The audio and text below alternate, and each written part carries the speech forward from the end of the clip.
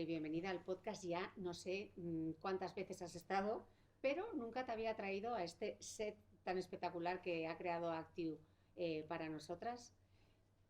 No sé si es tan bonito como el de Nena, no te compliques, pero ahí está. Yo creo que nos lo han puesto bastante difícil elegir entre uno y otro. Así que darles las gracias por darnos la oportunidad de poder grabar en directo, que siempre es un lujazo poder hacerlo contigo. Pues lo mismo te digo, Cris, grabar un podcast juntas siempre es maravilloso. Siempre es alegría.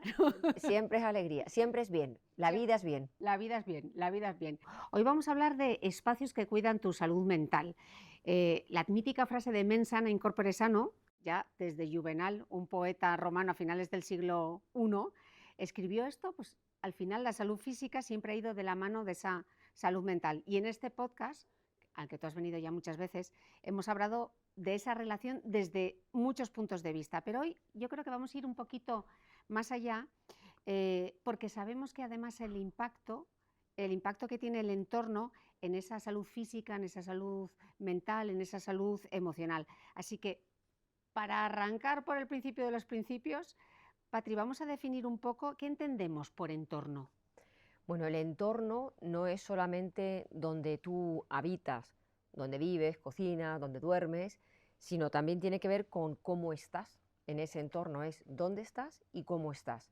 Y esto incluye desde lo que tú ves cuando te levantas por la mañana, a cómo caminas y sientes por tu casa, a cómo respiras, el ruido que oyes, la comodidad que tenga el mobiliario, la parte estética de lo que hay alrededor, el orden, y todo esto son inputs que recibe el cerebro que le lleva a estar y sentir de una forma diferente. Y yo creo que además desde la pandemia estamos mucho más pendientes de cuidar nuestro entorno para sentirnos a gusto y rodearnos de estos entornos que ahora se llaman biófilos que nos ayudan a tener, bueno, pues esa calma. Bueno, cuando pensamos en entorno, yo creo que también pensamos como dónde vivimos, si es en el campo, en la ciudad, etcétera. Bueno, nosotras poca mano vamos a poder tener ahí con el diseño de nuestras ciudades, aunque si nos dejan también seguro que tendríamos una opinión. Poco podemos hacer con la calidad del aire o con los horarios, a veces, en mi opinión, un poco absurdos que tenemos en España. Como psicóloga, Patri, ¿en qué aspectos crees que sí podemos incidir? Bueno, yo creo que hay muchas cosas dentro de nuestro hogar y nuestro espacio de trabajo que podemos elegir cómo tenerlos. Podemos rediseñar un rincón, podemos elegir qué tipo de luz, podemos elegir los colores que hay en casa, si tenemos plantas o no. Podemos decidir también tener un espacio que puede ser de lectura o incluso para estirar. Y todo esto que, bueno, pues que nos rodea influye en nuestra salud mental, porque date cuenta que el cerebro al recibir todos esos inputs puede sentirse más agitado, más cómodo, más relajado. Yo creo que nosotros podemos decidir en casa tener ese sitio para estirar, un espacio que para ti sea exclusivo y que relaciones con la calma, como el lugar donde te sientas a meditar o tu rincón de lectura. Yo tengo un rincón de lectura en Que casa. yo te lo vi con tu sofacito verde de terciopelo y tu cojín amarillo, que me daba unas ganas de sentarme ahí. Exacto, es un espacio además que mira hacia el jardín, por lo tanto cuando me siento ahí a leer es como estar dentro de la naturaleza con esa cristalera y ese momento, ya de por sí la lectura me relaja, pero es que todo lo que rodea ese momento me relaja también. Podemos elegir también incluso los materiales con los que nos relacionamos. Hay gente que igual se siente cómoda pues con un mármol y otra persona decide que necesita una madera, algo más cálido para estar a gusto.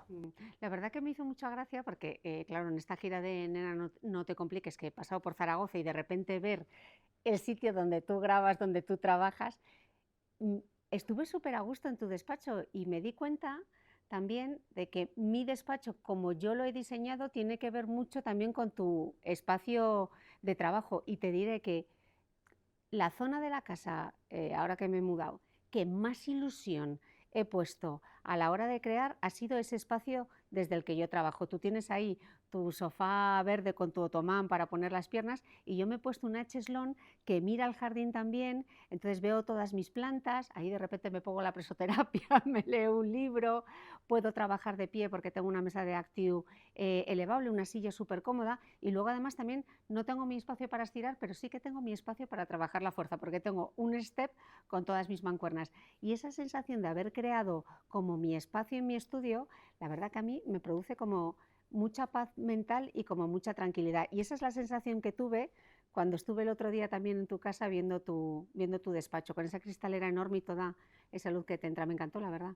Es que yo creo que las personas que teletrabajamos en casa tenemos que dedicarle mucha atención al lugar donde vamos a pasar muchas horas, porque aunque a ti y a mí nos encante nuestro trabajo, si tuviésemos un espacio alrededor estresante, y el estresor puede venir porque no tengamos un mobiliario cómodo, porque la luz sea estresante, porque no tengamos una ventilación buena, porque no estés a gusto, yo creo que no podríamos ser igual de creativas o dedicarle tanto tiempo como le dedicamos al trabajo. Para mí, el lugar donde trabajo, junto con la cocina en mi casa, son los sitios más importantes. Yo la cocina ya sabes que la piso un poco menos. Patri, vamos a hablar de un concepto, el de la neuroarquitectura, que estudia la relación que existe entre la arquitectura y el diseño con la salud mental. Aterrízanos un poco este concepto. Mira, la neuroarquitectura viene a decir que los espacios en los que nosotros habitamos y trabajamos inciden en nuestro cerebro, afecta a nuestro cerebro y también a nuestras emociones, ¿no? El cerebro reacciona a la luz, al ruido, al olor, a la simetría, a la amplitud. Hay gente que se siente a gustísimo con una casa súper cargada de elementos que le generan nostalgia, de acumular varias cosas a la vez, y otras personas que aman el minimalismo y necesitan espacios diáfanos donde no haya nada porque eso es lo que les relaja. Entonces, esta neuroarquitectura va a depender mucho de la personalidad y de las necesidades, los gustos de cada persona.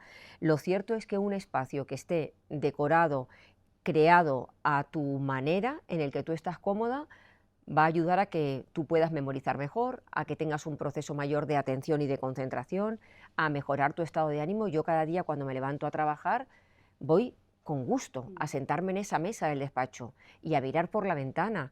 O sea, voy con ese estado de ánimo que me ayuda pues muchas veces a no postergar tareas que igual en un espacio más incómodo seguramente postergaría.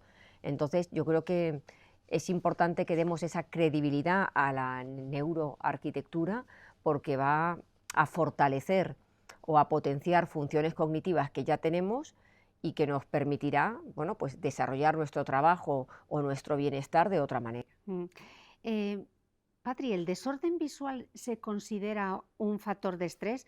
Explícanos qué es esto del desorden visual y si afecta a todo el mundo por igual o es más una cuestión de sensibilidad de la persona. Bueno, no, el desorden visual, claro que afecta. Date cuenta que eso puede convertirse en un ruido silencioso, ¿no? Pues la luz cálida genera un sueño reparador, este sueño reparador puede afectar a nuestro ritmo circadiano, no es lo mismo que tú tengas un tipo de luz que te ayude a conciliar el sueño, que tu descanso sea un descanso que al levantarte por la mañana digas, uy, qué a gusto estoy, y que eso nos ayude a estar con mucha más vitalidad durante el día, que tengamos unas condiciones, por ejemplo, e higiene del sueño que no lo favorezca y que una no duerme bien. También los colores ayudan a regular, ¿no?, nuestro estado de ánimo. Hay colores que, bueno, pues que hacen que nos vengamos arriba y que nos motiven, y otros colores más cálidos que nos ayuden a generar esa calma.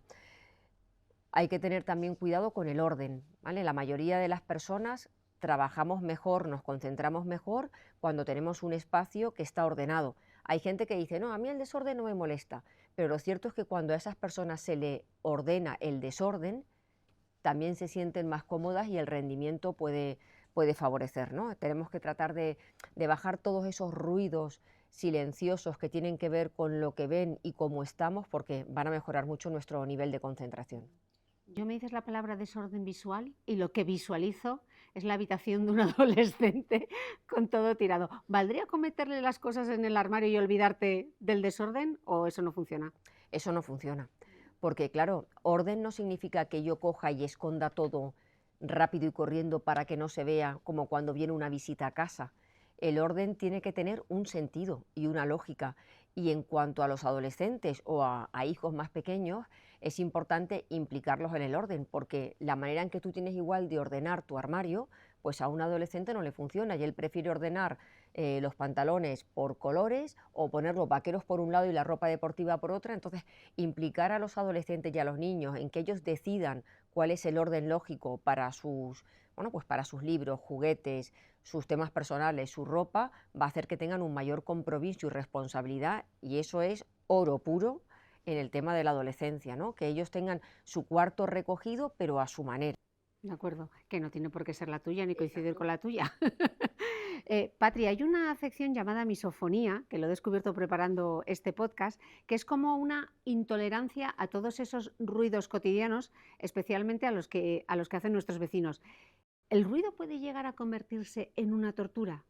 El ruido, pues el ruido puede ser motivo de vender tu casa y marcharte del edificio donde estás, porque el ruido realmente es como esa gota diaria que te cae pin, pin, pin, pin, pin, pin, y genera muchísimo estrés.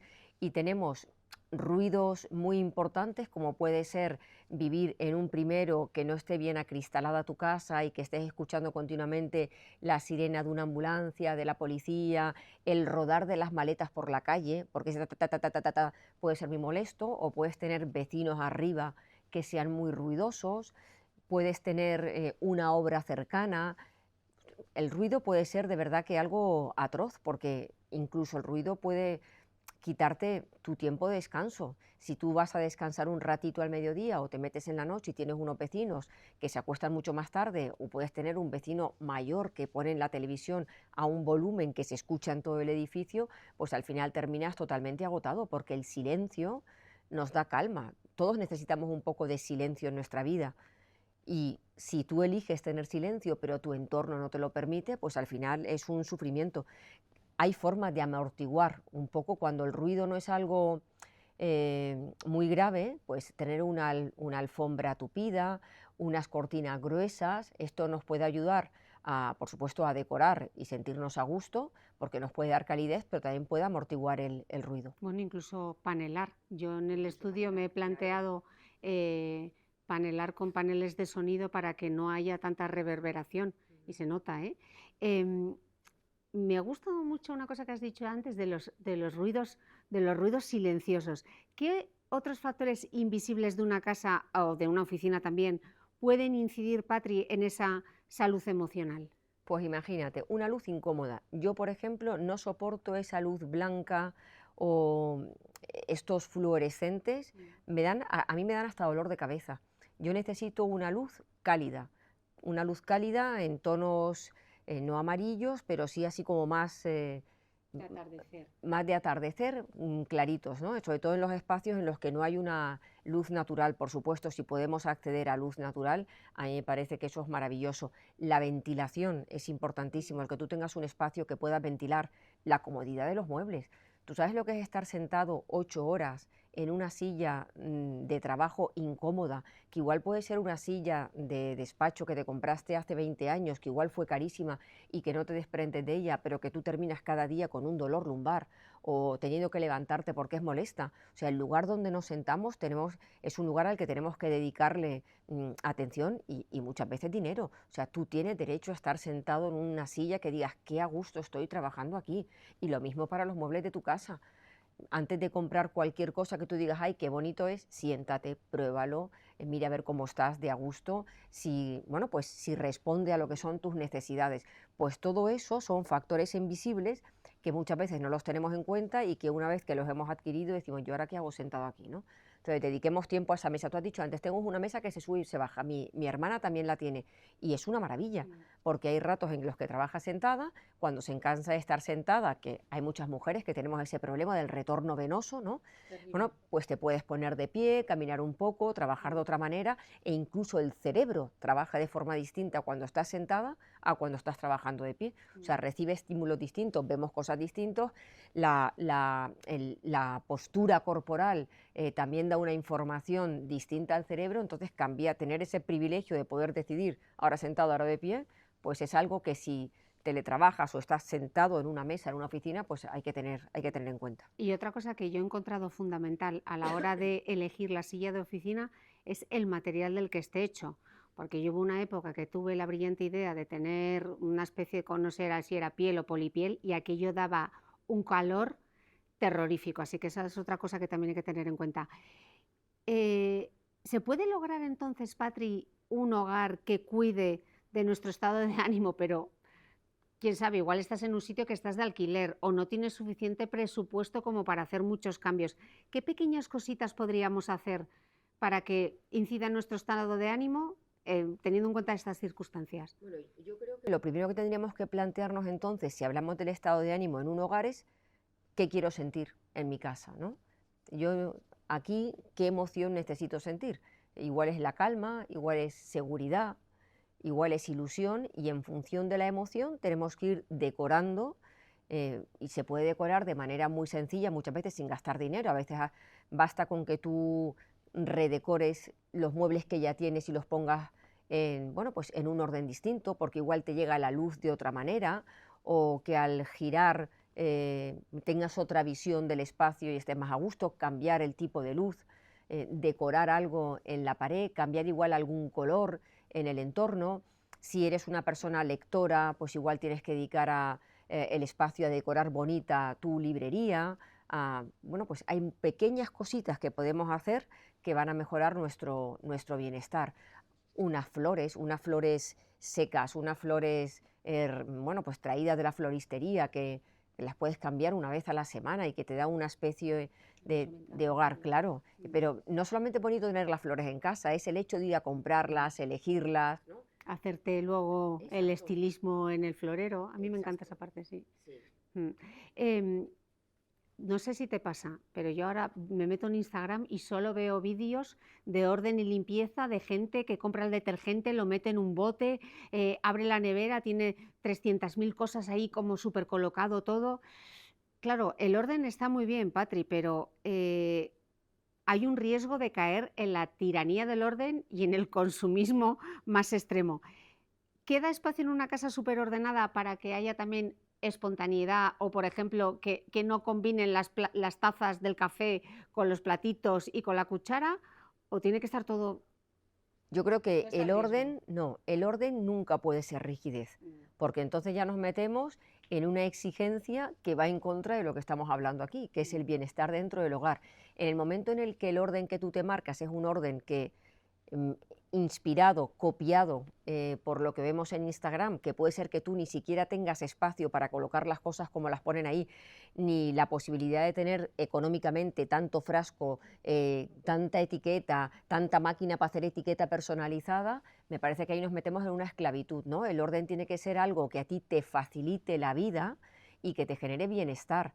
Y que sea algo realizable. Las casas que ahora nos venden en Instagram son, primero, todas iguales, todos con los mismos sistemas de orden, que lleva, por supuesto, a un consumismo que a veces no necesitamos, porque incluso nosotros podemos tener creatividad y reciclar, por favor, reciclar todos esos botes que tenemos de mermelada, de pimientos del piquillo, que se pueden lavar, quitar las etiquetas, comprar un rotulador que pinte en cristal. O sea, podemos hacer cosas monísimas sin tener que meternos en tanto consumismo y ayudando mucho más al planeta, porque en el momento en que reciclamos, pues dejamos de generar tanto gasto que es totalmente innecesario. Y un orden además que pueda compartir la familia, porque si hay una persona súper ordenada y exige a las demás personas ese orden, pues al final tenemos a la familia conviviendo dentro de un sistema con el que no llegan a estar a gusto, ¿no? El orden tiene que ser para que tú estés cómoda en tu casa, no para que tú seas una esclava del orden. Mm. Yo, claro, te has puesto a hablar de los botes reciclables y el otro día me dejaste alucinada cuando abriste el armario de la cocina.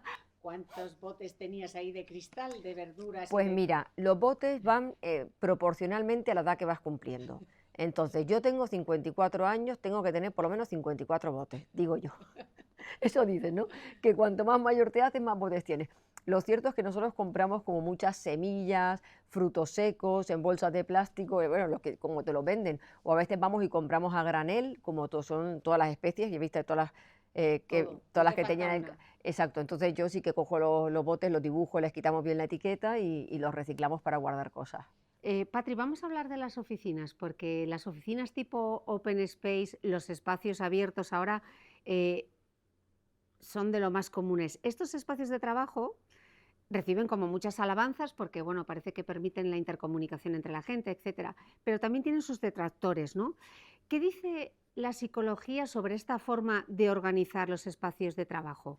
Vamos, yo no entiendo que tenga detractores, porque realmente tú en un espacio abierto, ¿no? En un espacio abierto donde ya no tenemos estas diferencias ni distintos habitáculos, por un lado facilita mucho la comunicación, ¿no? Permite estar más en contacto con los compañeros, y la mayoría de estos sitios que tienen el Open Space suelen tener también pequeñas salas de reuniones para que la gente que necesita intimidad o una concentración tipo monacal puedan encerrarse, pues, para hacer tareas solas o mini reuniones con otra persona. O sea que yo no veo que sea incompatible. Yo creo que un espacio abierto, primero tiene mucho más luz, te permite interactuar con compañeros a veces de otros departamentos, que cuando no tienes un espacio abierto no sabes a veces ni quiénes son los de logística ni los de marketing, y esto permite ponernos caras y que haya, bueno, pues que haya un trabajo en equipo mucho mayor, pero siempre suele haber espacios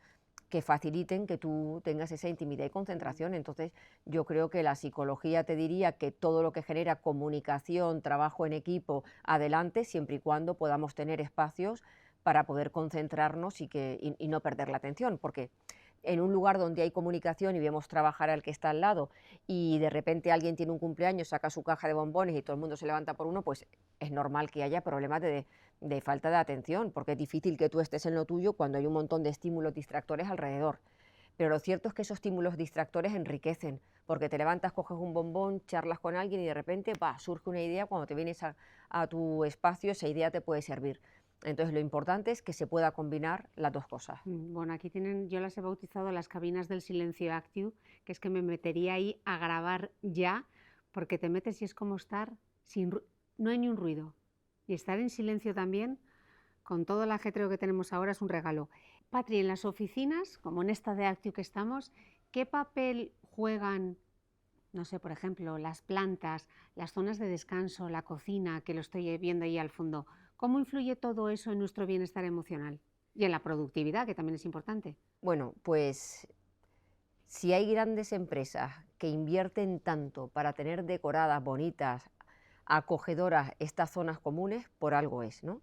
Cuando tú estás trabajando, como tengas la sensación de estar metida en un sitio en el que para comer o para descansar tienes un espacio rancio, pues no apetece estar ahí. Tú date cuenta que la zona de comedor, la cocina, ese lugar donde te acercas con un compañero a tomar un café o un lugar de descanso, es un lugar en el que tu cerebro sigue trabajando. Y si tú tienes un espacio que es inspirador, hay momentos que en esos lugares, cuando tú estés descontextualizado del lugar específico de trabajo, pueden surgir momentos eureka, porque lo que tenemos alrededor, una planta, por ejemplo, se sabe que si tú tienes plantas en una oficina y decoras a veces en tonos verdes, puedes aumentar incluso un 15% de productividad, como si estuvieses caminando por un lugar en el que hay naturaleza. La naturaleza también invita a ser más creativos, ¿no? Las plantas, el verde, aumenta nuestra creatividad.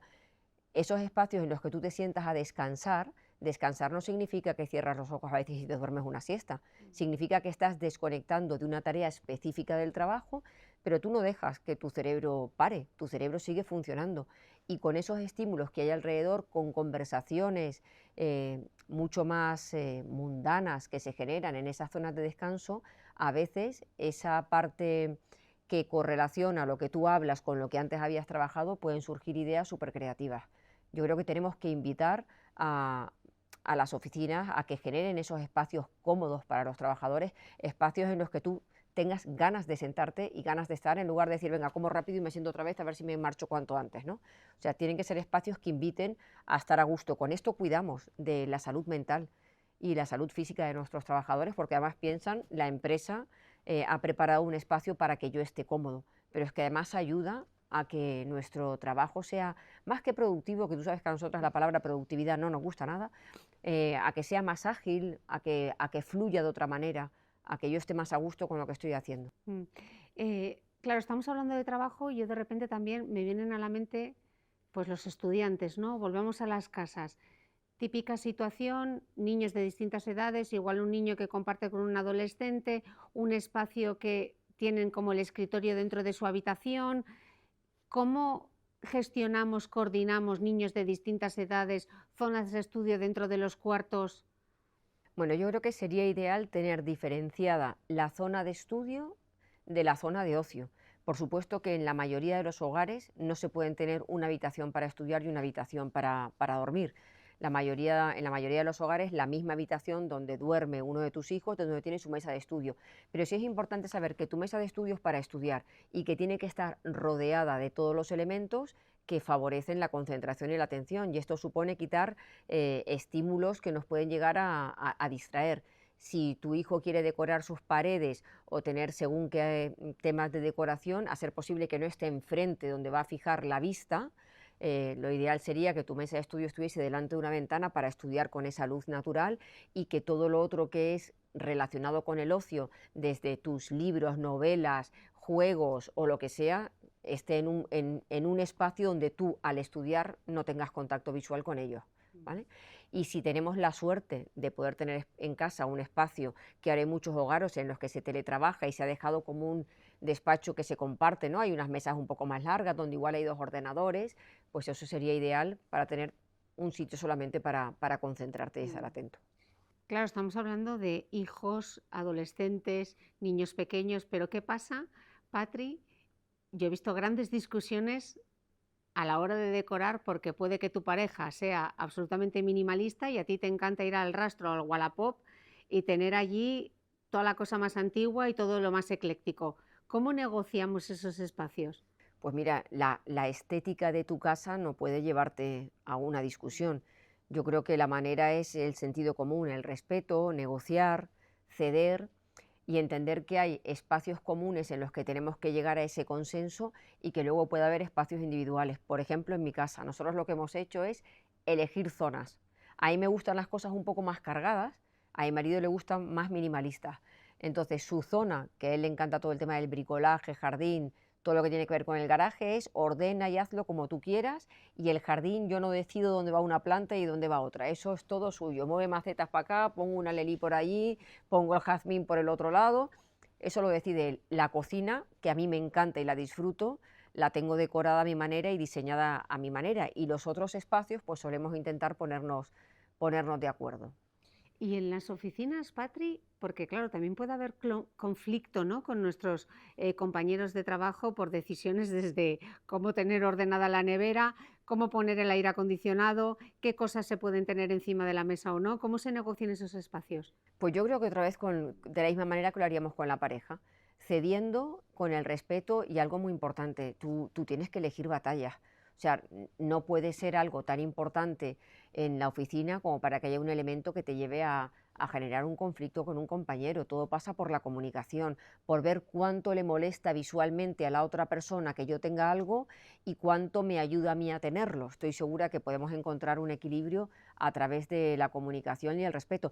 Sobre todo lo que no hay que hacer es callarte, porque hay veces en que tú estás callado pensando en mi compañero, hay que ver por qué se trae eso, a mí eso me molesta aquí al lado, me quita luz, me quita visión, me quita, no sé, tener el espacio abierto y te lo callas, igual para tu compañero tampoco es tan importante y de haber sabido que a ti te molestaba, lo hubiese quitado. Entonces, ante todo, vamos a intentar tener conversaciones honestas, respetuosas, con un poco de filtro mental, para no decir las cosas tal cual nos pasen por la mente, y estoy segura de que podemos llegar al entendimiento, pero hace falta la voluntad por las dos partes. Para cerrar, Patri, vamos a que nos ayudes a redecorar un poco nuestra mente. Danos algún consejo para alguien que sienta que el espacio que le rodea le genera cierto malestar, pero no sabe muy bien por dónde empezar. Puede ser en la casa, puede ser en la oficina.